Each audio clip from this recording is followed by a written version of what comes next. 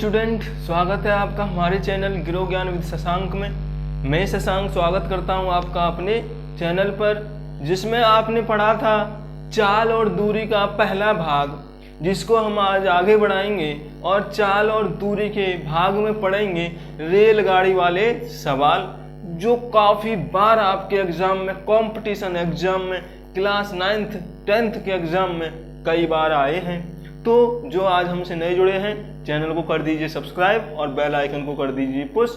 अगर वीडियो पसंद आ जाए तो लाइक कीजिएगा और वीडियो को अपने दोस्तों में शेयर कीजिएगा।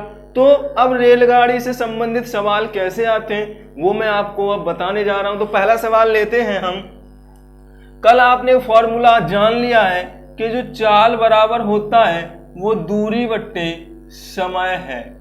चाल बराबर क्या है? दूरी बट्टे समय। तो इसी फॉर्मूले को हम आगे बढ़ाएंगे। अब आपसे पहला सवाल पूछा जाता है कि एक 5 मीटर लंबी रेलगाड़ी 15 मीटर लंबे प्लेटफॉर्म को कितने समय में पार कर पाएगी यदि उसकी चाल 30 किलोमीटर प्रति घंटा है।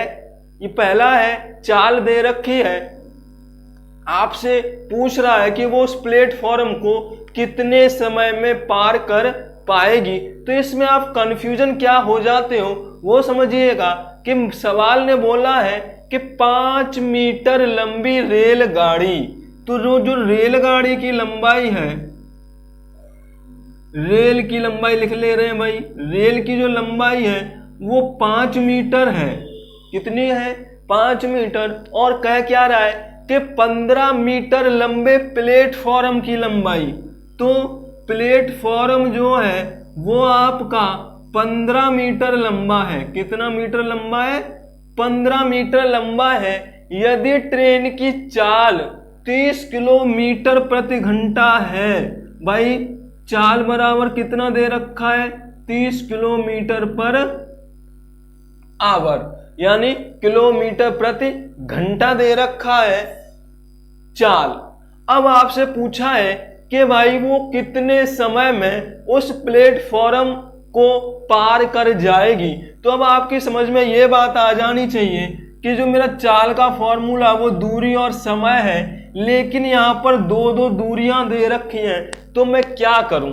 सबसे बड़ा कंफ्यूजन यहीं पर हो जाता है स्टूडेंट को कि भाई यहाँ पर 5 मीटर दे रखी है, यहाँ पर 15 मीटर दे रखी है, तो प्लेटफॉर्म ही तो पार करना है रेल को। तो 15 मीटर से आप सवाल निकाल देते हो और ऑप्शन भी आपको मिल जाता है कि हाँ यार यही तो ऑप्शन में है। तो अब सवाल होगा कैसे? तो पहले मैं आपको डायग्राम दिखाता हूं कि मान लीजिए ये मेरा कोई प्लेटफॉर्म है, ऐसे करके ये कोई प्लेटफॉर्म है और ये 15 मीटर लंबा है, और कोई रेलगाड़ी है वो 5 मीटर लंबी है। वो कितने लंबी है? 5 मीटर लंबी है। ये 5 मीटर लंबी रेलगाड़ी है, 15 मीटर लंबा प्लेटफॉर्म है। तो अब आप एक बात सोचो कि क्या ये 15 मीटर को जब पार कर देगी तो क्या ये ट्रेन पार हो जाएगी? क्या वो ट्रेन पार हो जाएगी? यानी इस प्लेटफॉर्म को पार करने के लिए ट्रेन को यहां पर आना पड़ेगा। ट्रेन को कहां आना पड़ेगा? यहां से यहां आना पड़ेगा, तब ये प्लेटफॉर्म आपका पार होगा। समझ में आया ना? यानी कि इस प्लेटफॉर्म को पार करने के लिए ट्रेन यदि पहले कोने से स्टार्ट होगी यहां से, तो उसने तो बोला नहीं प्लेटफॉर्म पर खड़ी है, ट्रेन चल रही है ना, 30 किलोमीटर प्रति घंटे की चाल से। तो जब ये यहां से यहां पर इसका मुंह आ जाएगा, यहां पर है ना, तो प्लेटफॉर्म मुंह से पार नहीं होगा, यहां से ये वाला पार नहीं होगा। कहां से पार होगा? जब ये इस कोने से पार हो जाएगी, यानी कि ये पूरी ट्रेन उठकर यहां पर आ जाएगी, तब आपका प्लेटफॉर्म पार होगा। तो इसका मतलब है कि इस ट्रेन को, इसको पार करने के लिए 15 मीटर तो ये दूरी तय करनी पड़ी, प्लस 5 मीटर लंबी ये खुद इतनी दूरी तय करनी पड़ी। यानी कि ट्रेन को पार करने के लिए, प्लेटफॉर्म पार करने के लिए प्लेटफॉर्म की लंबाई और खुद की लंबाई को पार करना पड़ा, तब जाके आपका प्लेटफॉर्म क्रॉस हुआ या पार हुआ। तो समझकर सवाल कीजिए। तो कुल जो दूरी है, इससे मेरी समझ में आ गया कि जो ट्रेन द्वारा चली गई दूरी होगी प्लेटफॉर्म को पार करने के लिए। तो प्लेटफॉर्म को पार करने के लिए कुल दूरी कितनी हो जाएगी? 15 मीटर वो खुद लंबा है प्लेटफॉर्म, और 5 मीटर लंबी ट्रेन है, तो बराबर आ जाएगा 20 मीटर। कितना आ जाएगा? 20 मीटर। तो आगे से आप प्लेटफॉर्म वाले सवालों को आप गलत नहीं करोगे। क्लियर समझ में आ गया होगा कि हम प्लेटफॉर्म वाले सवाल या ट्रेन वाले सवालों को सॉल्व कैसे करते हैं। अब आपको पता है कि चाल बराबर दूरी बट्टे समय है, तो कितने समय में पार करेगी? तो समय बराबर होता है जी आपका दूरी बट्टे चाल। समय बराबर क्या निकलेगा? समय यहां गया, चाल इसके नीचे आ गई, तो समय बराबर होता है दूरी बटा चाल। तो अब आप देखिए कि 20 मीटर दूरी है, 30 किलोमीटर की चाल है, तो बराबर आ गया 2/3। बस यहां पर यही गलती आप लोग कर जाते हो कि वहां अगर 2/3 मिनट दे रखी है तो मिनट पर आंसर, 2/3 घंटा दे रखा है तो घंटे पर आंसर। लेकिन आप भूल जाते हो, कल मैंने आपको पढ़ाया था कि यदि एक ही पद्धति में तीनों मात्रक नहीं है तो आपका सवाल सही नहीं होगा, गलत हो जाएगा। अब गलत ये क्यों हुआ है, ये क्यों हुआ है, कंफ्यूजन क्यों हो रहा है, वो मैं आपको बताऊंगा। आप समझने की कोशिश करना, मैंने गलत सवाल ये क्यों किया, 20/30 मैंने क्यों कर दिया, और आप भी पेपर में 20/30 कर देते यदि आपको ध्यान नहीं लगाओगे, अगर आपका दिमाग कॉन्सेंट्रेट सवाल पर नहीं करोगे तो। गलती क्या है, यहां पर देखो आप, ये मीटर में है दूरी, कुल दूरी जो आपने निकाली है वो किस में है? मीटर में है। लेकिन जो चाल दे रखी है वो है किलोमीटर प्रति घंटे में।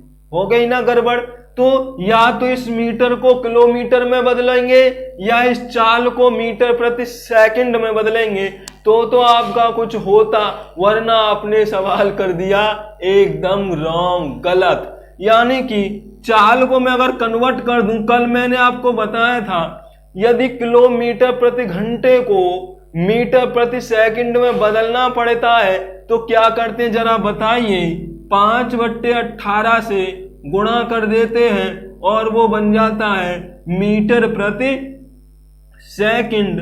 2 से 15 बार, 2 से 9 बार, 75/9 मीटर प्रति सेकंड। जो चाल आ रही है वो है आपकी 75/9 मीटर प्रति सेकंड। किसको बदला? 30 किलोमीटर घंटे को बदल दिया 75/9 मीटर प्रति सेकंड में। कोई दिक्कत है आपको? अरे भाई आप सोच रहे हो मैं तो भूल गया, कैसे करते हैं? तो भाई सीधी सीधी बात है, 30 है किलोमीटर 1000 हो जाएगा, 3600 सेकंड हो जाएगा, 2 0 से 2 0, 2 से 5 बार, 2 से 18 बार, तो 5/18 से। अगर आप भूल जाओ तो मैंने बताया है कैसे करते हैं, किलोमीटर में मीटर, किलोमीटर को मीटर में बदल दो, मीटर को किलोमीटर में बदल दो, आपका आंसर सटीक आ जाएगा। तो अब हम इस सवाल को कर सकते हैं क्योंकि यहां भी मीटर है और यहां भी मीटर है, तो 20 मीटर दूरी थी और 75/9 चाल थी, तो ये 9 ऊपर चला जाएगा, तो 20 × 9/75 हो गया। 3 से काटोगे तो 3 बार, 3 से काटोगे तो 25 बार, 5 से काटोगे तो 4 बार, 5 से काटोगे तो 5 बार, 4 तिया 12/5, 5 का भाग लगाओ, 5 दूनी 10, 5 चौका 20, किस में आ जाएगा? मिनट और सेकंड में। क्यों? क्योंकि यहां पर क्या है, मीटर प्रति सेकंड में चाल है और मीटर में दूरी है, तो समय किस में आ जाएगा? सेकंड में। यानी कि वो 2.4 सेकंड में 15 मीटर लंबे प्लेटफॉर्म को कोई 5 मीटर लंबी ट्रेन पार कर जाएगी। तो पहला सवाल सिंपल था, समझ में आ गया, लेकिन दिमाग लगाना पड़ेगा सवाल पर कॉन्सेंट्रेट करना पड़ेगा तभी वो सवाल होगा, वरना वैसे 20/30 लगा के सवाल कर दोगे फिर बोलोगे कि आंसर तो है ही नहीं ऑप्शन में। आंसर ऑप्शन में इतना सिंपल सवाल एग्जामिनर बेवकूफ थोड़ा ही है जो आपको इतना सरल सवाल देगा।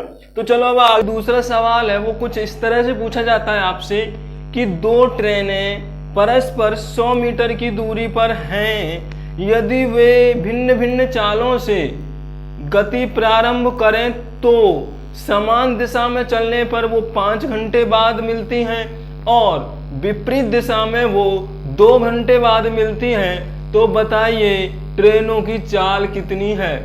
तो बहुत गौर से सवाल को समझ के सवाल करना है। सवाल को चित्र के माध्यम से जल्दी सॉल्व हो सकता है तो वो समझना है। वो क्या कह रहा है कि भाई दो ट्रेनें हैं ए और बी, ये मैंने मान लिया ए ट्रेन है, ये वाला बिंदु बी ट्रेन का है। तो वो कह रहा है यदि वो समान चाल से चलती हैं तो वे समान दिशा में चलती हैं, समान चाल से नहीं। तो पहले हम मान ले रहे हैं, यहां पे क्या कर रहे हैं, माना ए की चाल बराबर है x मीटर प्रति सेकंड और बी ट्रेन की चाल जो है वो है y मीटर प्रति सेकंड। यदि वो परस्पर 100 मीटर की दूरी से चलना स्टार्ट करें तो वो समान दिशा में चलने पर 5 घंटे बाद मिलती हैं।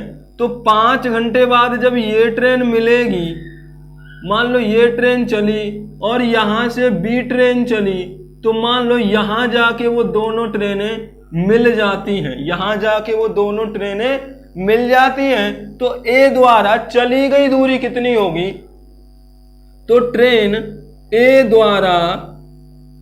द्वारा चली गई दूरी, तो भाई वो 5 घंटा लगाती है x की चाल से। तो चाल बराबर दूरी बट्टे समय से जो दूरी है वो हो जाएगी चाल गुणा समय, यानी x गुणा 5 का मतलब हो गया 5x मीटर, और b द्वारा चली गई जो दूरी होगी वो हो जाएगी 5 मीटर। कितनी हो जाएगी, ये क्या है, 5 घंटे बाद है ये कंडीशन। 5 घंटे बाद मान लो वो यहाँ पॉइंट पर मिल गई। तो अब आप देखो उन्होंने दूरी कितनी, डिस्टेंस जो है वो कितनी तय की है। वो पहले 100 मीटर की दूरी पर थी, तो ए ने ये 100 तो यहाँ भी चला होगा, लेकिन ए को यहाँ तक जाना पड़ा, यानी कि ये फालतू दोनों ट्रेनों द्वारा ज्यादा दूरी तय करनी पड़ी परस्पर मिलने के लिए। तो यदि मैं 5x में से 5y घटा दूं, ये टोटल 5x है और ये 5y है, तो इस टोटल में से इतने को घटा दूं तो ये डिस्टेंस बच जाएगी कि नहीं। तो ये कितना आ जाएगा 100, या x माइनस वाई बराबर आ गया आपका 20। 5 घंटे बाद क्या हुआ, 5 घंटे बाद वो मिल गई, लेकिन 5 घंटे में ए द्वारा तय की गई दूरी इतनी है और बी द्वारा इतनी है। तो यदि मैं ए में से बी की दूरी घटा दूंगा तो 100 बच जाएगी कि नहीं, कोई दिक्कत है नहीं है। अब देखो वो क्या कहता है, यदि वो विपरीत दिशा में चलें तो 2 घंटे बाद मिलती हैं। अब क्या हुआ, ए ने इधर दूरी तय की और बी ने इधर दूरी तय की, ये 2 घंटे बाद है, 2 घंटे बाद मिल गई। ठीक है, कितने घंटे बाद मिली है, ए इधर से चला बी इधर से चला, तो विपरीत डायरेक्शन में हो गई। तो दूसरी कंडीशन में ए द्वारा चली गई दूरी कितनी हो जाएगी, चली गई दूरी 2 घंटे में भाई वो 2x चलेगी, चाल x है और 2 समय है, 2 घंटे समय है, तो कितना चलेगी 2x मीटर। बी द्वारा चली गई दूरी कितनी हो जाएगी 2y मीटर। लेकिन इसने इधर चलते किया, इसने इधर तय किया, तो दोनों ने मिलकर कितनी दूरी तय की 100 मीटर, यानी 2x प्लस 2y बराबर 100 या x प्लस y बराबर 50। तो समीकरण 1 और 2 को लिख लो और सॉल्व कर लो। तो x माइनस वाई बराबर तो 20 है और x प्लस वाई बराबर 50 है। तो y से y कैंसिल हो गया, 2x बराबर आ गया 70, x बराबर आ गया 70/2 बराबर 35 मीटर प्रति सेकंड x का मान किसी भी इक्वेशन में लगा दो तो पहली थी x माइनस वाई बराबर 20, ये आ गया 35 माइनस वाई बराबर 20, माइनस वाई बराबर 20 माइनस 35, घटाओगे तो बचा माइनस 15, माइनस से माइनस कैंसल, y बराबर 15। तो ट्रेन ए की जो चाल है वो है आपकी 35 मीटर प्रति सेकंड और ट्रेन बी की जो चाल है वो है आपकी 15 मीटर प्रति सेकंड। कोई दिक्कत है यहां तक? कोई दिक्कत अब नहीं होगी। तो ये दूसरा पोर्शन आप समझ गए होंगे कि समान स्थान से जब वो अलग अलग स्थान से जब ट्रेनें समान डायरेक्शन में चलती हैं तो क्या होता है और विपरीत डायरेक्शन में चलती हैं तो क्या होता है। अभी इसका तीसरा पोर्शन है, ये तीसरे टाइप का क्वेश्चन है वो भी हम लेकर आते हैं।